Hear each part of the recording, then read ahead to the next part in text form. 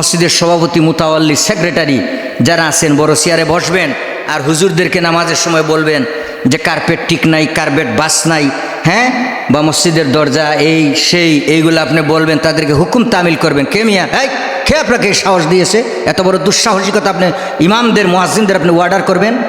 এদেরকে আপনি করবেন কিভাবে করবেন? এরা হচ্ছে আল্লাহর চাকর, এরা আল্লাহকে খুশি এবং রাজি করার জন্য অল্প কিছু হাদিয়া আপনি দিচ্ছেন। তাই বলে বাড়িঘরের চাকর বা বাড়িঘরের কাম যারা করে এদের প্রতি তো রসুল নিষেধ করেছেন আপনি কঠোর ভাষায় কথা বলতে। আর আপনি মসজিদে যে গুন্ডামি মাস্তানি করবেন, এগুলো বয়কট করতে হবে, এদেরকে অবাঞ্ছিত ঘোষণা করতে হবে। প্রত্যেক ইমাম মুয়াজ্জিনরা তাদের স্ব অবস্থান থেকে আওয়াজ তুলতে হবে।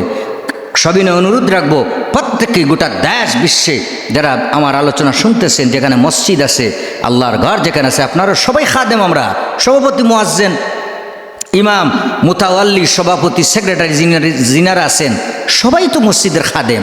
মসজিদে কোনো সমস্যা, একটা দাগ লাগছে, কার্পেটের মধ্যে ময়লা বা দরজার মধ্যে ময়লা, জানালার মধ্যে ময়লা, ফ্যান পরিষ্কার বা বাতি ইত্যাদি যে কোনো বিষয়ে কোনো ত্রুটি থাকতে পারে, নিজে পরিষ্কার করবেন। আপনি হুকুম তামিল দিচ্ছেন, হুকুম করেন।